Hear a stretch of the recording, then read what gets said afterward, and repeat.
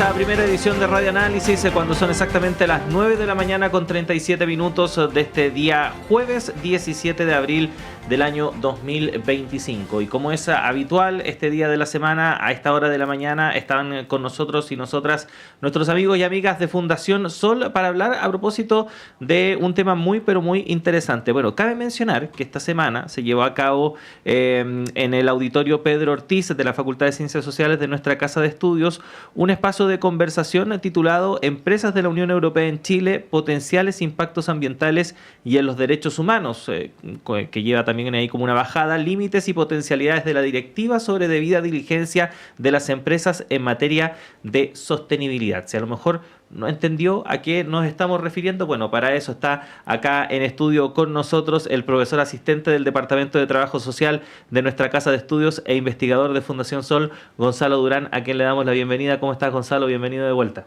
Hola, Claudio, muchas gracias. Muy bien por acá. Sí, y Gonzalo no está solo porque está con nosotros también Johannes Jager, profesor titular de la Universidad de Ciencias Aplicadas de Viena, Austria, a quien también le damos la bienvenida. Johannes, bienvenido acá a la Radio Universidad de Chile. Hola, muchas gracias.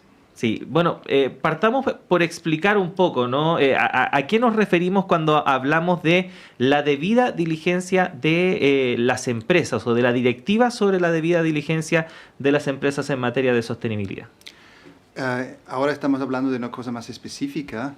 Hay una nueva ley en la Unión Europea que obliga a las empresas europeas y también grandes empresas que tienen negocios con Europa a cumplir con derechos humanos, derechos laborales y derechos ambientales. Y esto es una nueva forma, porque la debida diligencia normalmente es en forma voluntaria por las empresas, pero esta ley obliga a las empresas a cumplir y se espera que con esto realmente en forma más efectiva se cumple con derechos humanos, derechos laborales y derechos ambientales. ¿Cómo fue que se llegó a esta nueva ley, Johannes? ¿Cómo fue el camino en el cual se identificó que aquí había un problema y que era necesario avanzar en normarlo? En el fondo fue la Comisión de la Unión Europea que se dio cuenta que los estándares voluntarios no sirven y que es necesario que haya una obligación directa para las empresas. Entonces hubo un proceso legal y también obviamente hubo un proceso fuerte por parte de la sociedad civil tratando de implementar esta ley, porque está en interés de la sociedad civil cumplir con derechos humanos y derechos laborales. Obviamente se opusieron las empresas y se están oponiendo, y la ley, aunque se haya como finalizado ya el año pasado, ahora de nuevo se abrió un poco el debate, se postergó la implementación de la ley por la resistencia fuerte por parte de empresas y las instituciones que representan los intereses de las empresas. Hay un tema ahí bastante interesante que para nosotros como chilenos a lo mejor no entendemos muy bien, en el sentido de que acá, por ejemplo, estamos en una democracia representativa, ¿no? Nosotros elegimos a quienes nos representan a la hora de tomar decisiones, pero sabemos que en la Unión Europea no funciona tan así, sino que hay una participación un poco más activa de la sociedad civil. Cuéntenos un poco el rol que jugó la sociedad civil precisamente en levantar esta discusión y que finalmente se terminara por aprobar. A nivel europeo también hay cierto elemento democrático, como el Parlamento, por ejemplo. Toda la población en Europa vota por el Parlamento y hay como partidos y un proceso político. Pero no decididamente solamente el Parlamento, sino está la Comisión también, y también está la reunión de jefes de Estado, por ejemplo. Entonces hay como un proceso tripartito que es importante para llevar a cabo proyectos de ley, por ejemplo. Y la sociedad civil estuvo tratando de hacer lobbying prácticamente a nivel del Parlamento, de la Comisión también, pero también a nivel nacional para influir sobre el proceso de hacer decisiones acerca de esta ley dentro de los gobiernos nacionales, porque ellos también son importantes para decidir lo que pasa a nivel europeo.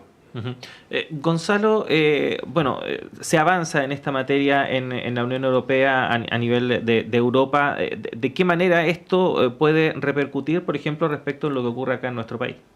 Sí, bueno, hay que entender esto como un paso importante que los empresarios están tratando de, obviamente, quitarle poder a esta herramienta, pero una herramienta que podríamos decir también nos va a servir a la clase trabajadora acá en Chile y a los movimientos socioambientales. ¿En qué sentido? Piensen ustedes en una compañía minera que exporta, ¿no es cierto?, su cobre a la Unión Europea. Eso ya significa que tiene una relación con el bloque europeo y eventualmente podría calificar dentro de esta norma de la debida diligencia. ¿Qué significa eso? Que, por ejemplo, si esa empresa comete un desastre ambiental en alguna comunidad en el norte, eso podría ser motivo de que se le acuse a los tribunales europeos y por lo tanto haya una sanción reparatoria. Entonces eso sin duda es algo que uno podría decir que es positivo para que finalmente ya esto no queda, como decía Johannes, al arbitrio de las buenas voluntades. Lo mismo podemos observar en términos de condiciones de derechos humanos, donde por supuesto entran los derechos del trabajo. Empresas que usualmente nosotros lo vemos en Chile, que son empresas de bandera europea, bandera escandinava, que se portan muy bien en los países en donde están ubicadas las casas matrices, como lo vemos en las salmoneras, por ejemplo, empresas salmoneras noruegas que allá se portan bien, pero vienen a los países del sur y generan desastre ambiental o tienen prácticas antisindicales. Y eso a través de este tipo de herramientas uno lo puede contestar. Entonces los sindicatos organizados también pueden ocupar esto como forma de presión para que las empresas se abstengan de generar esas prácticas y también para poder protegerse ante abusos que sean explícitos.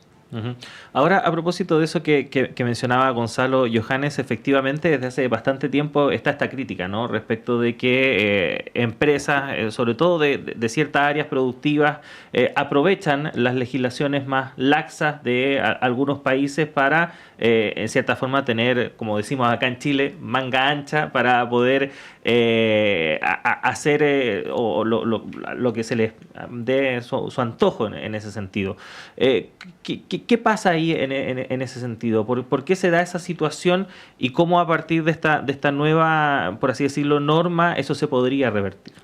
Ya como indicó Gonzalo, un poco lo bueno es que esta norma obliga o va a obligar a las empresas grandes de Europa y las grandes que tienen relaciones comerciales con Europa a preocuparse de estos estándares. Entonces no pueden decir no sabíamos, no nos importa, sino que es una ley una norma obligatoria. Y esto sí hace una diferencia, porque hoy en día vemos muchos estándares voluntarios y las empresas se presentan con imágenes muy bonitas y en el fondo sabemos que esto no es siempre el caso. Y esta norma es obligatoria, entonces hay diferentes procesos. Uno puede hacer un proceso judicial contra las empresas que violan derechos humanos y derechos laborales, pero también hay sanciones como multas.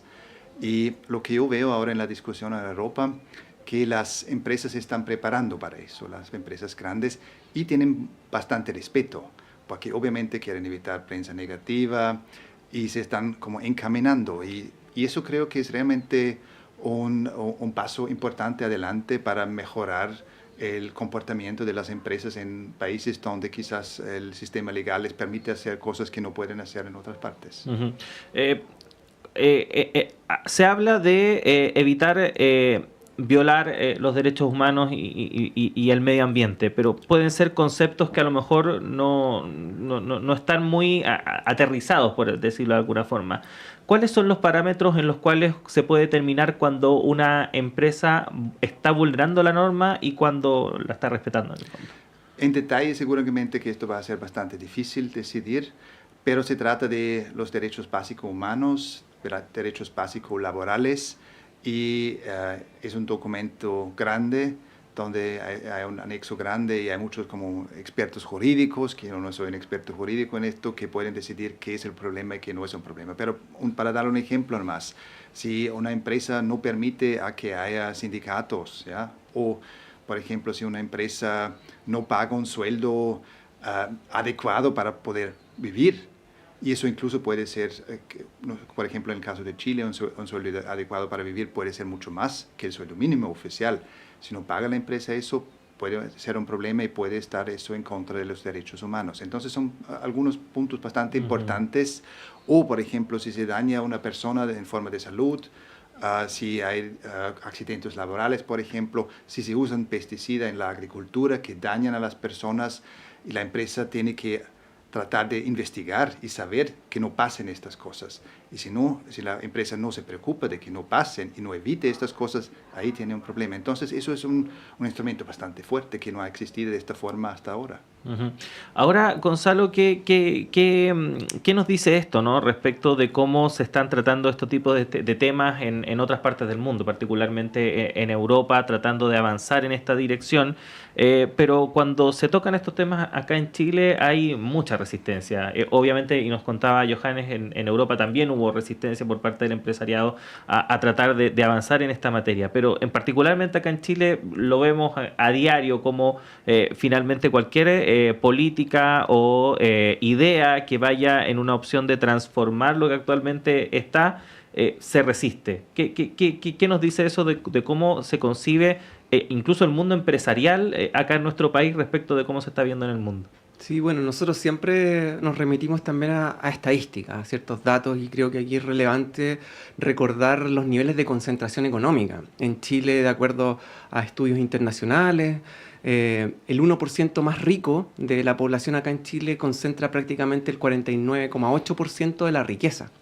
Y eso nos dice mucho como el tipo de sociedad en la cual nos enfrentamos, porque cuando devienen discusiones como, por ejemplo, vamos a cambiar las leyes del trabajo o las leyes medioambientales, finalmente lo que hay detrás de eso es que ese grupo, ese 1%, también ve que sus privilegios están siendo amenazados y ellos ven que eso no es posible.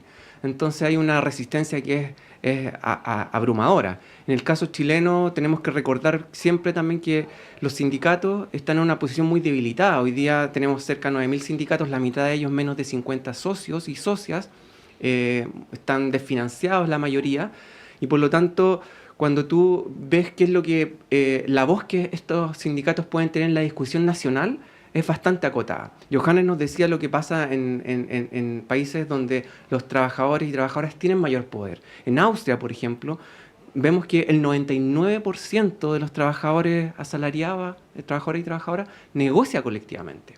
Entonces ahí eso hace la diferencia también al momento de construir discursos en la sociedad. En Chile tú tienes que cerca de un 13% negocia, y si lo quieres ver desde el otro lado, el 87% no negocia.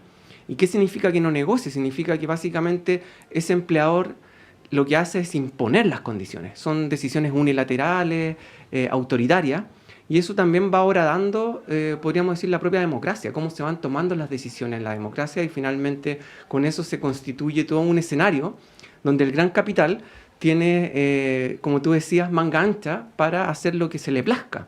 Y por eso que este tipo de medidas finalmente yo creo que aportan, porque es como que la clase trabajadora europea en este caso, que tiene un alto poder de negociación, está generando mecanismos de solidaridad internacional con cadenas de suministro que finalmente llegan a países como nosotros, que somos países periféricos, donde tenemos poco poder de negociación. Y en ese sentido hay que entender esto como una oportunidad para poder aprovechar esa transferencia, digámoslo así, como de poder, podríamos decir. Uh-huh. Johannes, nos quedan unos minutos, pero a propósito del escenario mundial, ¿no? Que últimamente hay mucha incertidumbre respecto de si es que estamos ante una suerte de reordenamiento económico, político, a partir de todas las decisiones que ha tomado Estados Unidos y en general los conflictos que se ven a nivel mundial en general, que muchas veces suelen ser periodos donde se aplican políticas regresivas, es decir, estos avances se retrotraen y finalmente se corre el riesgo de que avances en derechos, en este caso derechos humanos o ambientales, se pongan en cuestión o estén en riesgo. ¿Cómo ves esa situación y qué se debiese hacer efectivamente para garantizar de que esto no va a pasar y que en el fondo de aquí no vamos a retroceder? Efectivamente, como tú describes, esa política de shock es un instrumento que se ha muy seguido y siempre se usa en contra de la mayoría de la gente, de los trabajadores. Y lo que vemos ahora es el mismo proceso. Y también en la Unión Europea está la discusión por dónde ir. Hacer lo mismo que Trump está como promoviendo y entrar en una carrera hacia abajo, bajar los estándares está esa discusión, ya, porque ahora hablan, por ejemplo, en el contexto de esta ley de debida diligencia, de que eso también tiene costos burocráticos. Sin duda los tiene, son muy bajos, como vimos en un estudio que hemos hecho. Pero eso es el discurso que entra. Entonces, de repente es más importante la ganancia de las empresas, que es muy grande, y no les importa de nuevo los derechos humanos. Y eso creo que es un problema muy grande que vemos. Pero está en debate. Entonces, yo creo que estamos ahora en un momento bastante decisivo, donde la Unión Europea, o lo que pasa en la Unión Europea, puede ser muy crucial por lo que va a pasar en el futuro. Porque la pregunta es, entramos en esa carrera hacia abajo, nivelamos todos los estándares y desmantelamos todo lo que, o mucho de lo que hemos logrado en las últimas décadas y más tiempo, o Europa viene con un modelo diferente atractivo para el mundo también. Y esa ley de debida diligencia sería un primer paso en esa dirección, mostrar que, mira, nosotros no nos importa la ganancia, cueste lo que cueste, y a espaldas de las personas, sino que respetando derechos humanos, respetando derechos laborales, respetando el medio ambiente. Yo creo que esto sería un camino, y entonces también Europa en este sentido podría ser un líder más positivo. Están esas discusiones, pero está totalmente abierto cómo van a terminar estas discusiones. Es un momento crucial. Sí, sin duda alguna, tratar estos temas tan importantes, entenderlos es fundamental, y por eso agradecemos a nuestros amigos y amigas de Fundación Sol por la oportunidad que nos dan de conversar en esta radio respecto de estos temas. Gonzalo Durán, profesor asistente del Departamento de Trabajo Social de la Universidad de Chile, investigador de Fundación Sol, y Johannes Jager, profesor titular de la Universidad de Ciencias Aplicadas de Viena, agradecerles que hayan estado con nosotros hoy día en la mañana acá en la radio. Que estén muy bien. Gracias. Gracias, muchas gracias. Y despedimos también esta primera edición de Radio Análisis cuando son las 9 de la mañana con 54 minutos. Siga nuestra sintonía porque ya llega a nuestras plataformas Nicolás Rojas y Semáforo, pero también acompaña la programación de la red de radios que piensan y el canal de televisión Uchile TV. Yo me reencuentro con ustedes a las 13 horas en la segunda edición de Radio Análisis, y a esta hora ya el lunes tempranito a partir de las 7 de la mañana. Que tengan un buen fin de semana.